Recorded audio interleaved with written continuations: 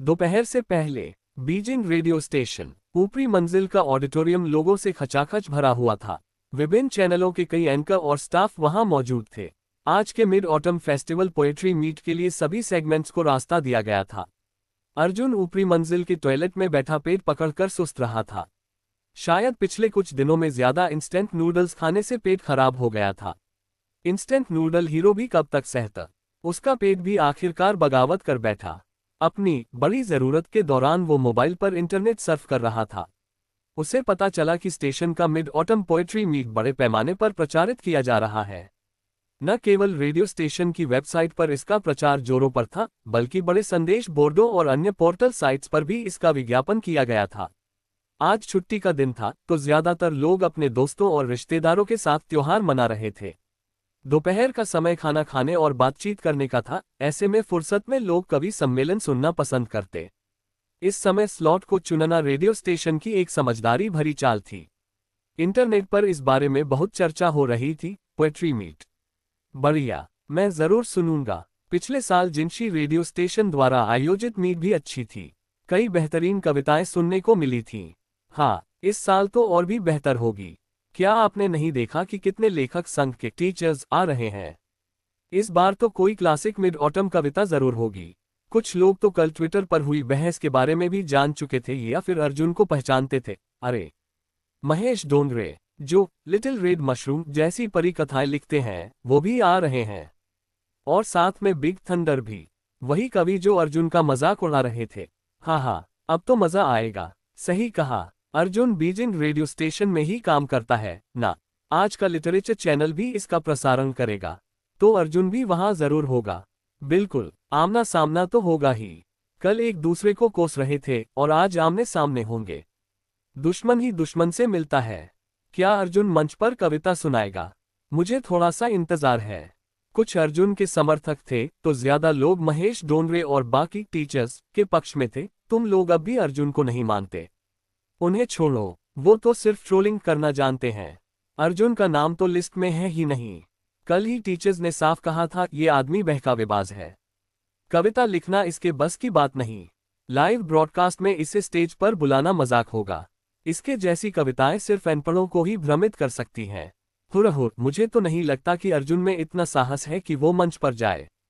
हाँ, बात बड़ी बड़ी, लेकिन दम नहीं।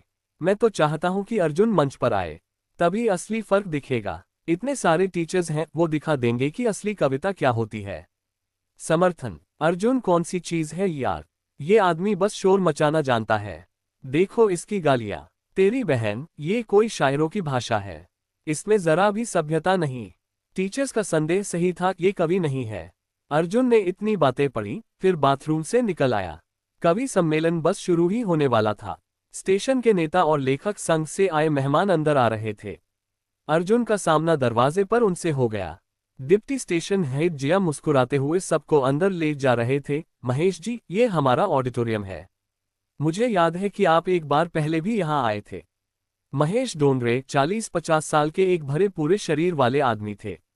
उनके बाल घने थे। उन्होंने सिर हिलाया। हाँ, एक मीटिंग में आया था। स्टेशन हेड जिया को देखे हुए 2 साल हो गए। आप अब भी उतने ही ऊर्जावान लगते हैं। मैं ही बूढ़ा हो गया हूँ। जिया ने हंसते हुए कहा, अरे नहीं, अब मैं ही गंजा होता जा रहा हूँ। असली जोश तो आप में है। तभी स्टेशन की कुछ युवतियां दौड़ती हुई आईं। टीचर महेश, आप महेश डोंगरे हैं ना? एक 20 वर्षीय लड़की उत्साहित होकर पूछी, जो लाइन गाइड कर रही थी। मैं आपकी बहुत बड़ी फैन हूँ। आपकी कविताएं मेरी मम्मी मुझे सुनाया करती थी। मैं उन्हीं कविताओं के साथ बड़ी हुई हूँ। आप मुझे एक ऑटोग्राफ दे सकते हैं? जिया बोले, अब मीटिंग शुरू होने ही वाली है। महेश बोले, कोई बात नहीं जिया जी, ऑटोग्राफ देने में वक्त थी। कितना लगता है? लड़की ने ऑटोग्राफ लिया और खुश होकर चली गई। फिर तो कई लड़के लड़कियां ऑटोग्राफ के लिए दौड़े चले आए। आंटी लिटिल रेड मशरूम, क्या मैं आपको ऑटोग्राफ के लिए परेशान कर सकती हूँ? आपके फेरी टेल्स के साथ ही मैं बड़ी हुई हूँ। वो थोड़ी भारी थी, लेकिन बहुत अच्छे से तैयार थी। जरूर, कहाँ साइन करूँ? टीचर बिग थंडर, आपकी कविता मेरी मोबाइल स्क्रीन पर लगी रहती है। क्या मैं आपके साथ एक तस्वीर ले सकता हूँ? बिग थंडर, जो कि एक भारी भरकम उत्तर पूर्वी आदमी थे, बोले, कोई दिक्कत नहीं। यहाँ आओ। Autograph, selfie, तारीफें। अर्जुन ये सब दूर से देख रहा था। Big Thunder, Mahesh Dongre, Little Red Mushroom, Ajit Anand, कल तो इन सब ने मुझे कोसा था और आज सब यहाँ। अर्जुन ने सभी के चेहरे याद कर लिए। तभी किसी ने पीछे से आवाज दी, टीचर अर्जुन। अरे, आपको ढूंढ ही रहा था। आपके लिए सीट रिजर्व की है, हमारी लिटरेचर चैनल की सीटें पीछे की पंक्ति में हैं। चलिए, ठीक है, चलो। अर्जुन उसके साथ अंदर चला गया। वो अर्जुन है, वही जिसने वो मॉडर्न पोम लिखी थी। शायद। डिप्टी स्टेशन हेड जिया ने पुष्टि की, हाँ वही है। क्या हुआ? बिग थंडर ने कहा, ये रेडियो स्टेशन में काम करता है। अभी पता चला। अजीत आनंद बोले, कुछ नहीं स्टेशन हेड जिया। कल ही हमने इसके बारे में ऑनलाइन टिप्पणी की थी। ये बिल्कुल भी कविता नहीं लिख सकता। जो लिखता है वो साहित्य नहीं है। महेश जी ने इसे समझाने की कोशिश की पर ये तो उल्टा भड़क गया। विनम्रता तो जैसे है ही नहीं इसमें। उल्टा एक कविता लिखकर पलटवार कर दिया। इसे क्या कहेंगे? हमने इसे कुछ सिखाना चाहा और इसने हमें नीचा दिखा दिया। जिया हंसते हुए बोले, अर्जुन अभी नया है। डरावनी कहानियां लिखने में ठीक ठाक है, लेकिन कविता आप लोगों से तुलना करना तो नामुमकिन है। महेश डोंगरे बोले, छोड़िए यार, अंदर चले। जिया और अन्य नेता अंदर चले गए। बाकी लोग एक दूसरे की ओर देखने लगे। क्या आपने कल अर्जुन का ट्विटर देखा? हाँ, अब सब आमने सामने हैं। मुझे तो लग रहा है कुछ न कुछ जरूर होगा। अर्जुन का टेम्परामेंट तो सब जानते हैं। लड़ाई शायद न हो, लेकिन कुछ तो होगा। देखना, आज का दिन शांति से नहीं बीतेगा। पीछे की पंक्ति के बीच में अर्जुन अपनी सीट पर बैठ गया। बाईं ओर वंशिका, दाईं ओर गौरव था।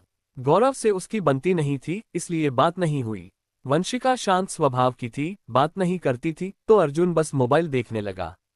नेटवर्क बहुत खराब था। कुछ ट्राई करने के बाद ही मोबाइल नेट से जुड़ा। रेडियो स्टेशन की पोएट्री मीट का जजिंग इंटरफेस शुरू हो चुका था। बहुत से लोग अपनी रचनाएं पोस्ट कर चुके थे, कुछ पारंपरिक कविताएं, कुछ आधुनिक, कुछ गीत। इनाम भले न हो, लेकिन जो टॉप 3 में आता उसकी पहचान बन जाती। मगर कविताओं की गुणवत्ता कमजोर थी। चांद, मेरे चांद तू कितना सुंदर है। मिड ऑटम में परिवार खाता है मूनकेक। एक खाया, एक और खाया। अर्जुन को ये देखकर रोना आ गया। वाकई, टॉप वोटेड कविता भी ऐसी। डोंग। ऑडिटोरियम के दरवाजे बंद हो गए। मोबाइल का आखिरी सिग्नल बार भी चला गया। उसने मोबाइल पॉकेट में डाल दिया। अब अर्जुन सोच में था, मेरी कविताएं बेकार हैं। इनमें साहित्य नहीं है। ये तो सिर्फ अर्जुन नहीं, बल्कि उसके पुराने दुनिया के महान कवियों का अपमान था। अगर ये लोग मेरी दुनिया में होते तो इतनी हिम्मत नहीं करते ऐसी बात कहने की। दोपहर के ठीक 12 बजे ऑडिटोरियम का सीधा प्रसारण शुरू हो गया। मंच को सुंदर ढंग से सजाया गया था, फूल और कालीन बिछाए गए थे। एक हैंडसम पुरुष और एक सुंदर महिला कार्यक्रम की मेजबानी कर रहे थे। लेकिन दुर्भाग्य से ये दृश्य केवल रेडियो स्टेशन के स्टाफ और उनके परिवारों को ही देखने को मिला।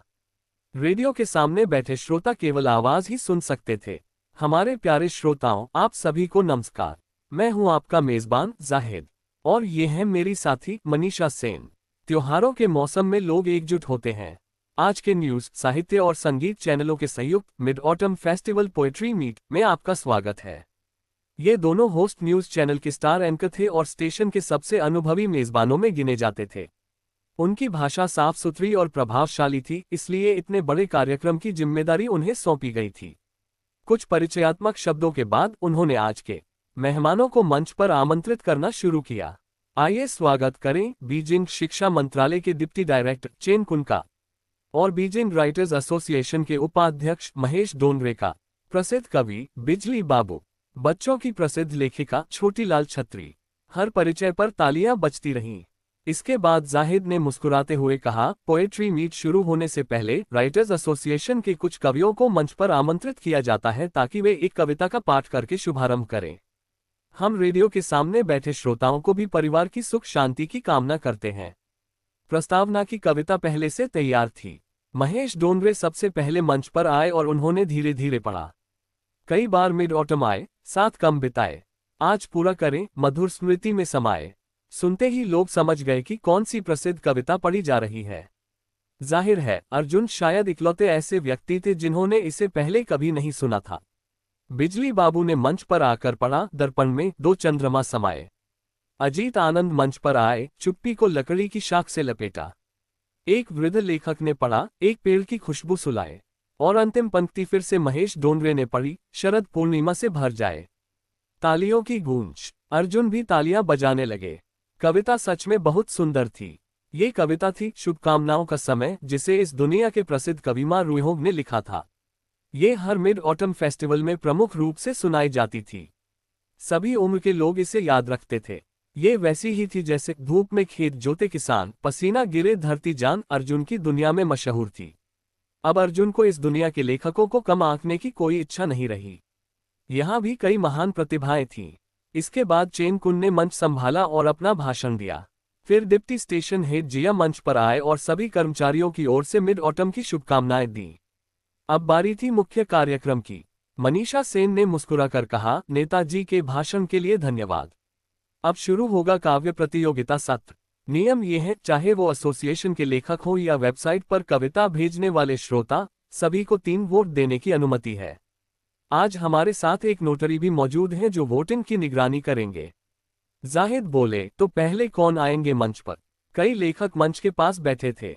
महेश डोंगरे आगे बढ़े, कोई नहीं आ रहा तो मैं ही शुरू करता हूं। मेरी कविता का नाम है बरसात वाली मिड ऑटम रात की सोच। फूलों की बौछारें गिरती हैं, पूर्णिमा क्षीण चंद्रमा को कोसती है। हर दिन वसंत साथ रहता है, सांझ अलविदा कहती है। घनत्व से समृद्धि आती है, विरलता से विदाई की पीड़ा। तकिए की ओट से गरज सुनाई देती है, बारिश भरी रात की याद आती है। बिजली बाबू ने सबसे पहले ताली बजाई, वाह सुंदर कविता। एक अन्य युवा लेखक ने कहा, महेश जी दिन ब दिन बेहतर होते जा रहे हैं। अजीत आनंद ने सिर हिलाया, बहुत अच्छा लिखा है। आजकल मिलन की कविता बहुत होती है, लेकिन ये कविता विरह पर आधारित है। इसने विषय को एक अलग दृष्टिकोण से देखा है। छोटी लाल छतरी हंसते हुए बोली, अजीत जी अब मत टकराए। आप लोग उपन्यासकार हैं, कवि नहीं। अजीत आनंद हंसते हुए बोले, सच कहा। इसके बाद होस्ट्स ने भी तारीफें की। महेश डोंगरे बोले, अगर श्रोताओं को अच्छा लगे तो कृपया वोट जरूर करें। मनीषा सेन बोली, मुझे लगता है कि ये कविता विजेता बन सकती है। जाहिद बोले, ठीक है, मैं भी मान लेता हूं कि ये पहले नंबर पर आएगी। सब हंसने लगे। वाकई कविता में दम था और महेश डोंगरे जैसे अनुभवी व्यक्ति की लेखनी बहुत ताकतवर थी। इसके बाद मंच पर आए अजीत आनंद। उन्होंने हंसते हुए कहा, महेश जी के बाद आकर तो डर ही लग रहा है। खैर, मैं आधुनिक कविता लेकर आया हूं। 1 मिनट बाद कविता पूरी हुई। पूरा हॉल तालियों से गूंज उठा। महेश डोंगरे ने भी तारीफ की, वाह बड़ी सुंदर कविता निकाली इस बार। बाकी लेखक भी हैरान थे कि एक रोमांस उपन्यासकार इतनी उम्दा आधुनिक कविता भी लिख सकता है। तीसरे नंबर पर एक युवा लेखक आए और उन्होंने एक गाने के बोल सुनाए। बिना संगीत के भी वो बहुत सजीव लग रहे थे। चौथी थी छोटी लाल छतरी। उन्होंने एक सुंदर कहानी सुनाई जिसमें चांद को एक पात्र के रूप में दर्शाया गया था। एक के बाद एक लेखक आए और सभी ने अपनी कला दिखाई। अंत में बिजली बाबू आए। उनकी कविता थोड़ी गंभीर थी और मंच के माहौल से थोड़ी अलग, इसलिए ज्यादा तालियां नहीं मिली। लेकिन उसमें गहराई थी और बाकी लेखक उसकी प्रशंसा करते रहे। करीब 1 घंटे बाद दोपहर का 1 बज गया। जाहिद ने कहा, श्रोताओं, अब मतदान शुरू हो गया है और 2 बजे तक वोटिंग चलेगी। अब हम वेबसाइट पर आए वोट्स की गिनती देखेंगे। मनीषा सेन टैबलेट लेकर आई। देखते हैं, पहले नंबर पर है महेश डोंगरे। शीर्ष 10 रैंकिंग इस प्रकार है। 1 महेश डोंगरे 23,019 वोट्स। 2 अजीत आनंद 12,553 वोट्स। 3 डोन फे 9,813 वोट्स। 4 छोटी लाल छतरी 9,681 वोट्स। 5 बिजली बाबू। 6 पहला आम नागरिक। साफ था, शीर्ष 10 में केवल एसोसिएशन के सदस्य ही थे। नेटिजन्स का पहला प्रतिनिधि 11वें स्थान पर था। इस रचना का नाम था बादलों को चीरती हवा। ठीक ठाक थी, बस ठीक ठाक। एक पेशेवर और एक नौसिखिए में फर्क हमेशा साफ नजर आता है। ये बात तो सिर्फ वोटों की गिनती से ही समझ आ गई थी।